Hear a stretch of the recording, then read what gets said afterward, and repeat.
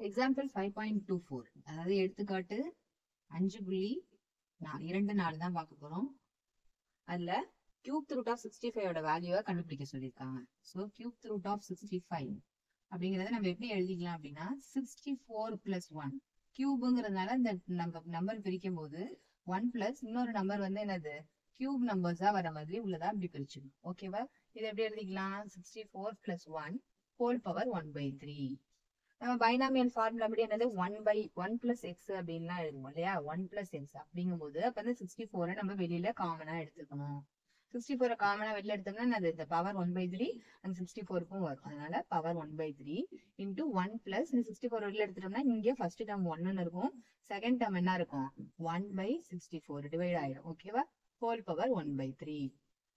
ஓகேவா? இப்ப 64 பவர் 1/3ங்கிறத 64 எப்படி எழுதிக்கலாம்? பவர்ஸா 4 பவர் 3ன்னு எழுதி, ஏன்னா அப்பதான் இந்த 3 கேன்சல் ஆகும். ஓகேவா? இங்க என்ன இருக்கு 1 பிளஸ் எக்ஸ் ஹோல் பவர் என்னங்கிற ஃபார்முலா இருக்கு. நம்ம இந்த 1 பிளஸ் எக்ஸ் ஹோல் பவர் என்னங்கிற ஃபார்முலாவுக்கு ஒரு 2 ஸ்டெப்போட, அதாவது 2 டேர்ம்ஸோடய நம்ம நிறுத்திக்கலாம். ரொம்ப 3-4 டேர்ம்ஸ்க்கு நம்ம போக தேவையில்லை. ஓகேவா? அப்படி எக்ஸ்பேண்ட் பண்ணீங்கன்னா என்ன கிடைக்கும் அப்படின்னா 1 பிளஸ் nx, அதான் formula. 1 plus n into X. என்னங்கிறது என்னது இந்த பவர்ல இருக்கு இல்லையா? அதுதான் நம்மளோட n. ஸோ 1/3ங்கிறது n இன்டூ எக்ஸ்ங்கிறது என்னது இங்க இருக்கிற வேல்யூ இல்லையா? 1 பிளஸ் அப்படிங்கிறது பக்கத்துல இருக்கிற வேல்யூ தான் நம்மளோட எக்ஸோட வேல்யூ.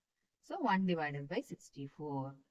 ஓகேவா? இங்க பாருங்க, இப்ப இந்த 3 இந்த 3 கேன்சல் ஆயிடும். ஏன்னா 4 பவர் 3 ஹோல் பவர் 1/3ங்கிறதுனால 3 கேன்சல் ஆயிடும். அப்ப எழுதும் போது 4 இன்டூ 1 பிளஸ் 1/3 இன்டூ 64. இப்ப இந்த 4 உள்ள மல்டிப்ளை பண்ணிடுங்க. அப்ப என்ன ஆயிடும் 4 பிளஸ் 4 டிவைடட் பை 3 இன்டூ 64.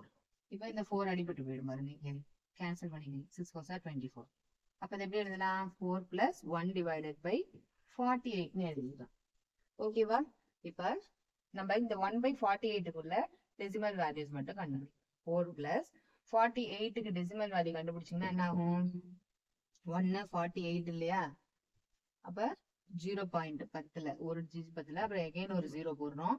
அப்ப என்ன அது 2 டைம்ஸ் போட்டீங்கன்னா என்ன ஆயிடும் 96ன்னு கிடைக்கும். அப்ப 0.02 2 டெசிமல் வரைக்கும் மேக்ஸிமம் வச்சுக்கிட்டாலே போதும், அதுக்கு மேல நம்மளுக்கு தேவையில்லை.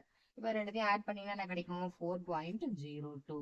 அப்ராக்சிமேட்லி நம்ம கேட்கறதுனால நம்ம இங்க அப்ராக்சிமேட்லி ஈக்குவல் டு கூட நம்ம போட்டுக்கலாம். எதோட value approximately equal to cube root of 65 is approximately equal to 4.02.